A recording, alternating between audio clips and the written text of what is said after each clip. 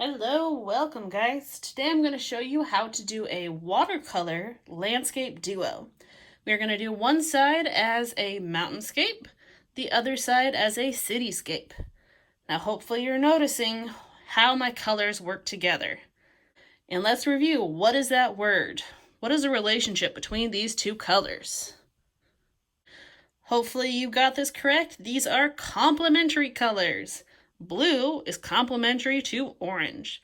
So we're going to focus on these two complementary colors, and we're also going to work on creating landscapes or these layers using different values of our color. This video can be watched all at once, or you can always stop, pause, follow the step, and follow along as you need to. Feel free to take multiple days to do this. You always want your layers to dry in between each application of paint, so take your time. This video is here to help you guide you when you need it. So as we've talked, this project is going to be two paintings that work together. One of them is going to be a landscape with hills and mountains going down. The other side is going to be a cityscape, so it's going to have a bunch of buildings. Now I've shown you lots of pictures, so we've seen pictures as a class of the different mountains and different cities. These are in your Google documents in Google Classroom, so you're welcome to take a look at them, or just Google search mountainscape, landscape, or cityscape. Now there are a couple things we want to really pay attention to. Let's just pull two of them out.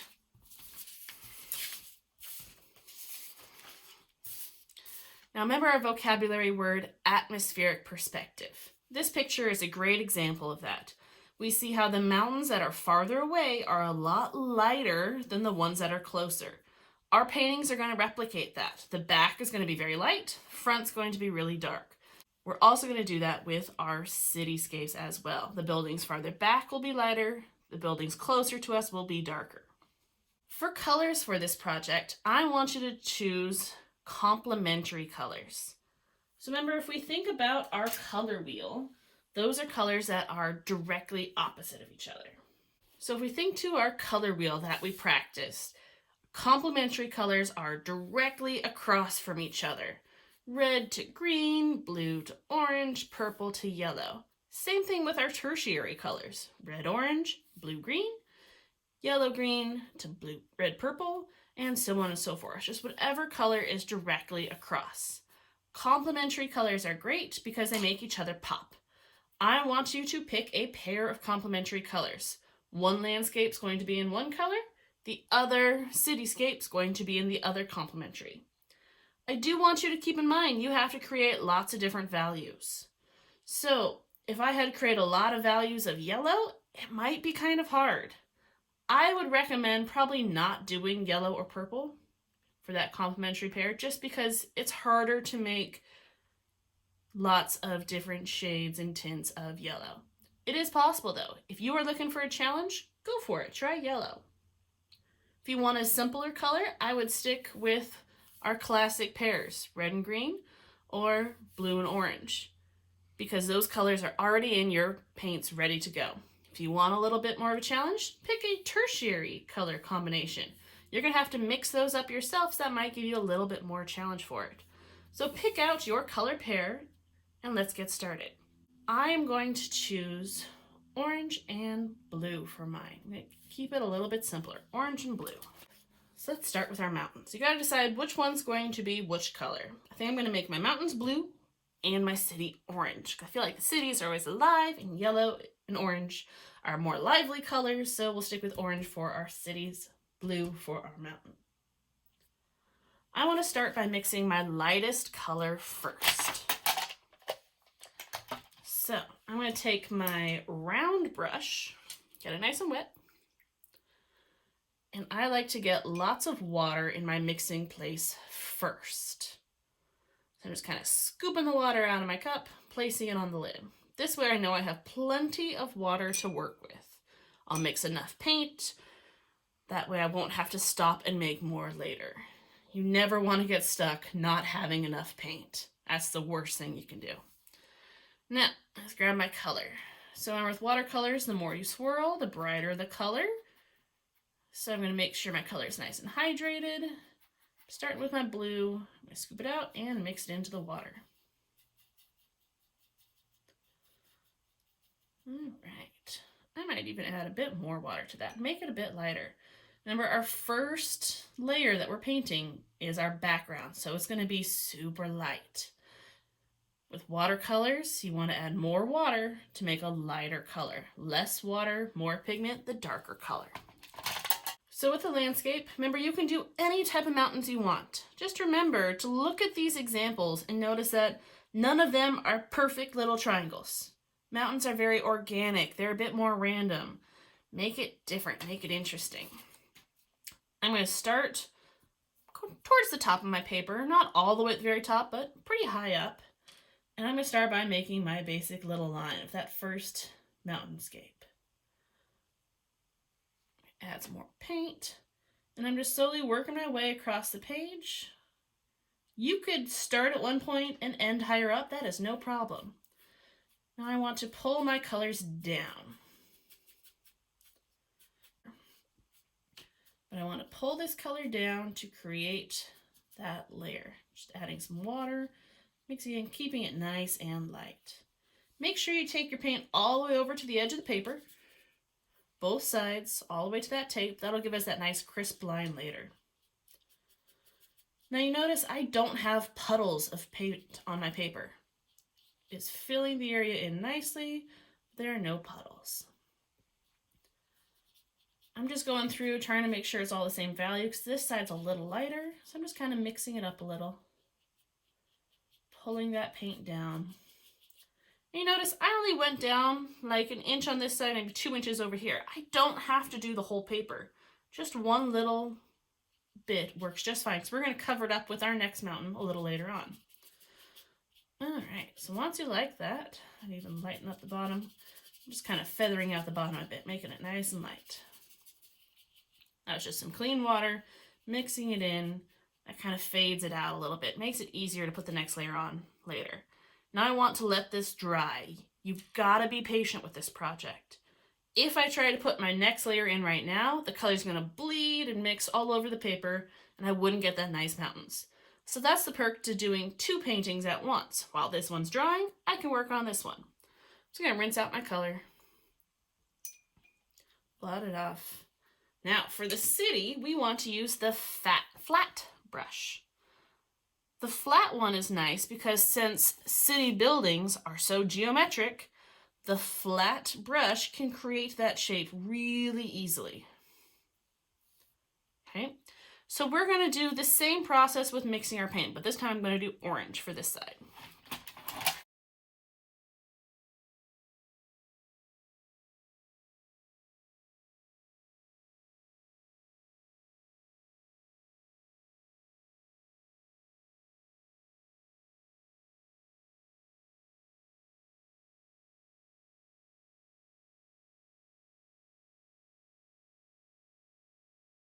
So for the city, I'm going to keep my brush very flat. And I'm just going to be pulling down my different buildings. I want to start kind of the same height, give or take. Maybe I want to just start with a tall, rectangular shaped building. Just pulling it kind of straight down. Maybe I'm going to have a shorter one over here. And that fills the space. Now I'm going to go over a bit. Maybe there'll be a thin one. It's going to go a bit taller. I want this one to be kind of pointed at the top. Pull that color down. Now maybe there'll be a taller building there. And I want, maybe let's do a stepped up building. So I'll start with a rectangle. A little bit wider.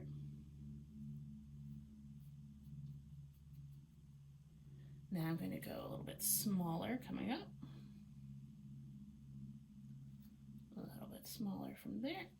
And I'm going to turn my brush and we'll get a nice little spire on the top of that building. And I think we'll have a low edge here. And I want another building in that. So let's maybe have one come that high. It's going off the paper. Don't be afraid of having some buildings, some mountains go off the edge. You don't have to see all of it. We're going to be layering up so many different buildings and mountains that'll cover that page great. Add a little water, and I'm just going to feather out the bottom a bit so I don't get a harsh line. Make sure it's all filled in nicely. No puddles of paint. There we go. Rinse your brush, wipe on the side, blot on the paper towel.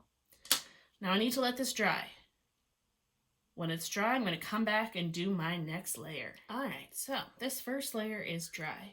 A great way to check to see if it's dry is to touch your painting with the back of your hand. Always want to use the back, not the front. Front tends to leave marks if the paper is still wet. Back's a little softer. Your painting should not be cold.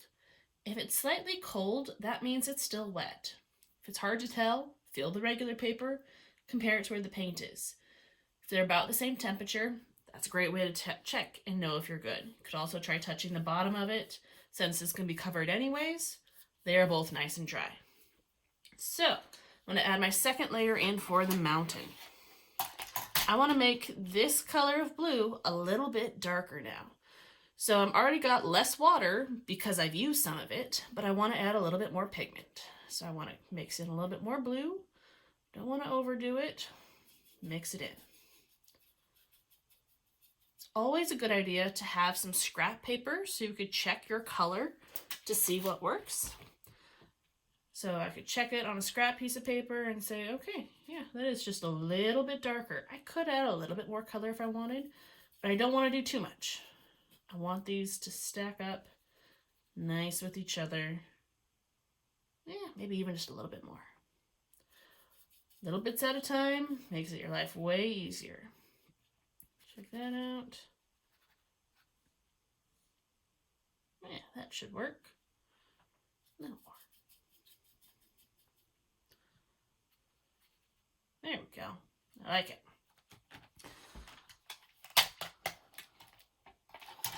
So I'm going to continue this process for both the mountains and the city. So I'm going to go down a little farther, and I want to make this mountain range different than the first one. Don't let it be an exact mirror.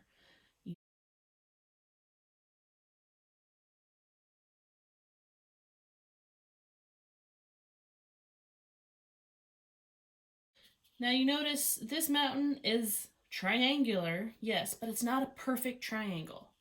Don't let there be any perfect triangles. Mountains don't look like that, or at least really, really rarely. Now, I think I want to go a bit higher because it got a bit light here before that mountain. So I think I'm going to make this mountain a little less extreme.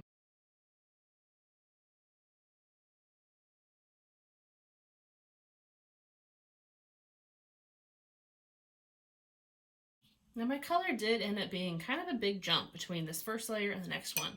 So if you notice that happening, just a little bit of water and just kind of spread it and mix it in. Make sure you're getting all the way to your edges. That'll help lighten it up. Just don't forget to take it all the way to the edges. If you don't, it's going to leave a darker ring around it, and we don't want.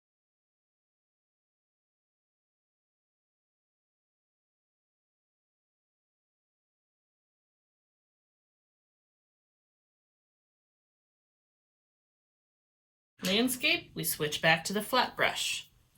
Or cityscape, cityscape, switch to the flat brush. Same thing, I want to add a little bit more pigment to this.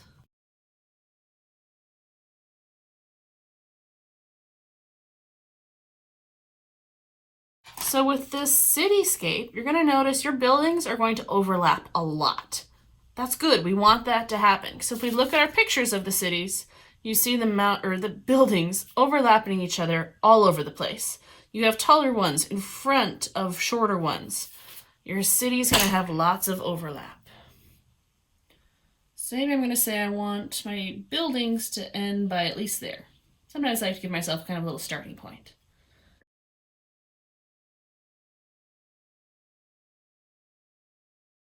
Really make sure that your buildings have flat edges. Nice and horizontal and vertical. We don't want any buildings looking like they're falling over. That would be funny.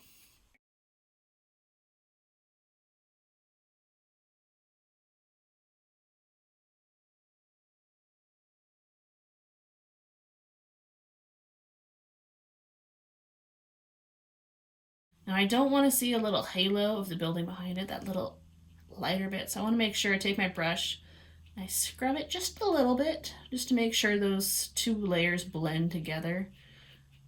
Same thing with right here.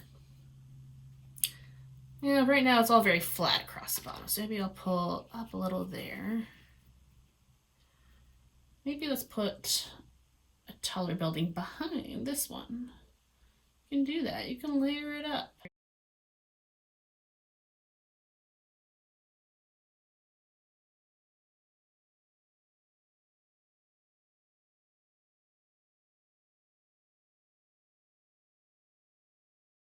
Now I see a little light spot ended up there, so I want to come back, grab my color, make sure that stays nice and dark. I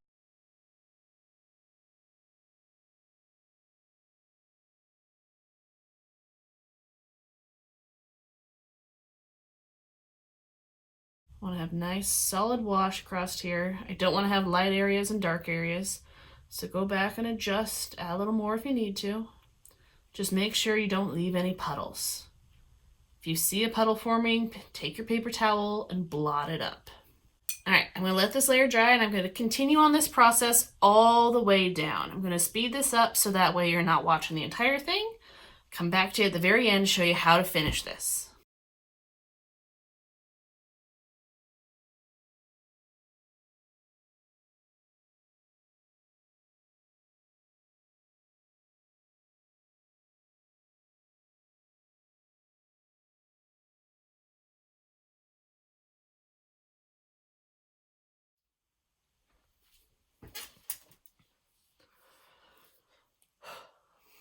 All right, guys, so as you can see, the entire thing is painted. I've gone all the way down to the bottom with my darkest color, so I've swirled the most in my pigment for those. You might have noticed in the video I had a little bit of issues. I had to redo this layer once just because I could see the water blending out, so we had two different colors. I did have a little bit of colors blending out over here because the layer before was still a little wet. No problem, I just covered it up with another building in front of it. It's no big deal. So at this point, you could take off the tape and you are all done.